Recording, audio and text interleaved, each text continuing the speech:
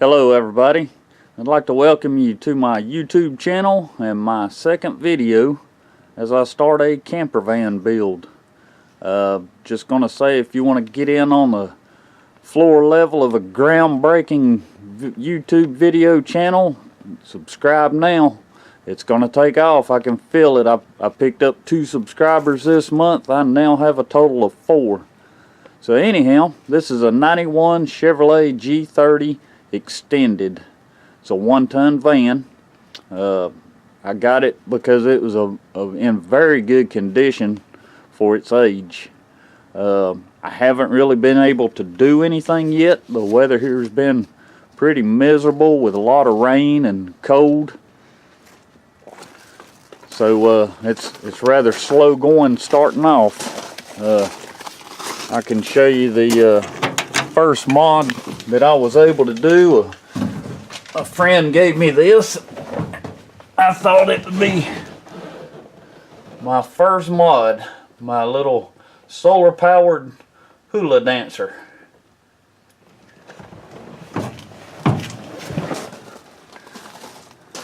The van is all original. It was a cargo van. The interiors had been insulated with regular bat insulation. I pulled that out because we all know that that will hold moisture and rust it out. So we didn't want that going on.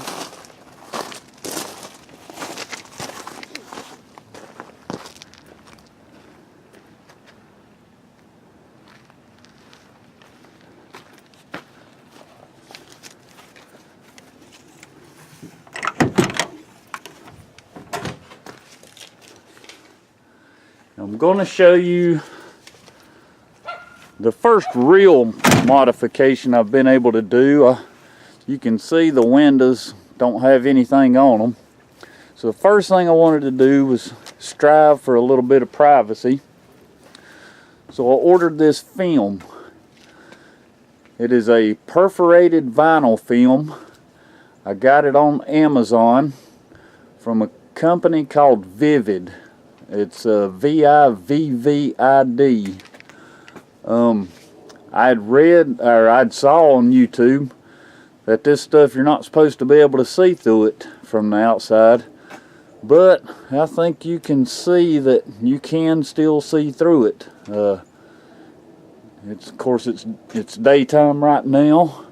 I've also looked out here at night and you can still kind of see through it. So what I'm going to do, I've got an appointment with a local company to go and have the windows tinted, and I'll be putting up a video. Hopefully they'll let me film a little bit while they do that and talk about the film that they're putting on. It's a film that actually, it darkens it and it stops heat transfer. So I decided to go with that. That'll help with cooling in the summertime. But if you do this perforated vinyl, just be aware that you're probably going to need to tint too, because you can still see through it. Some more of the inside walls. I've got to get started on my insulation soon.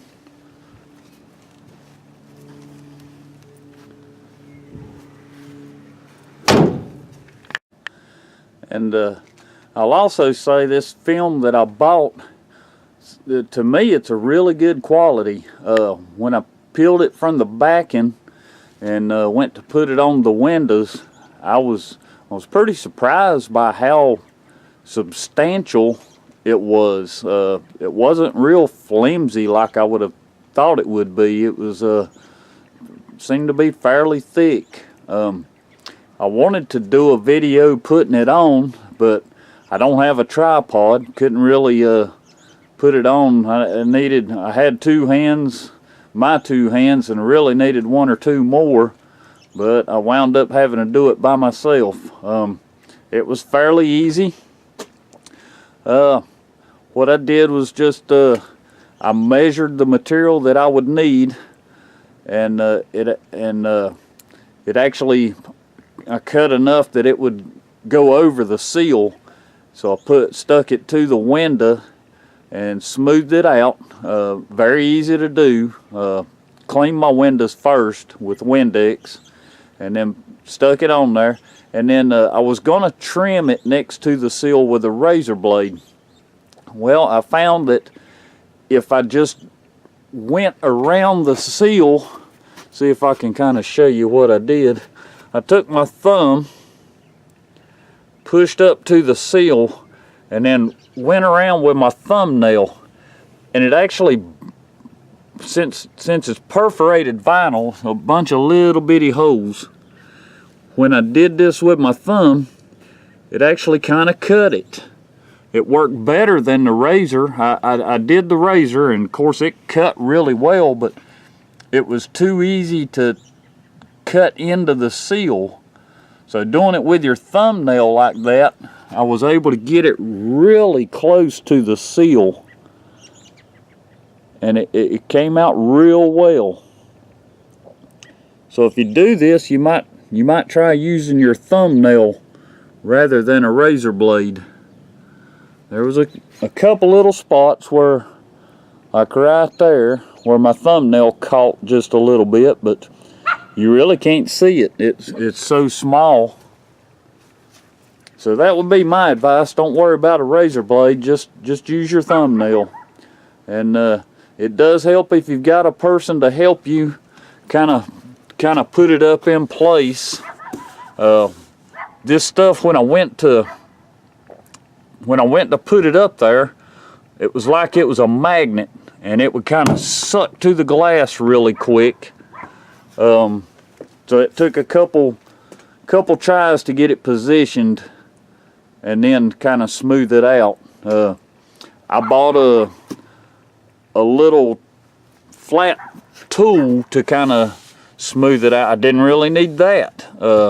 Once I got it kind of in position, I just kind of used my hand and smoothed it out. I don't think this stuff is really as hard as what window tint would be to put on. It went on fairly easy. The window tint, I'm actually going to hire it done. I think they'll be able to do it quicker and easier than I can, and he's very experienced. So we'll just see how that works out. Well, I'm going to end this video for now, and I'll have another, and I'm going to post shortly. I've got a 80s model full-size Chevy Blazer that I've been working on, and I'm going to do a video of it. That's the vehicle that I ordered the transmission from. If you watch my first video on the transmission, of course it didn't work out. I wound up buying a salvage transmission, and it has been great. So I'm going to do a video on my Blazer. It's a pretty neat vehicle. So I'll end this now. Hope you enjoyed it, and hopefully I'll get another one up soon.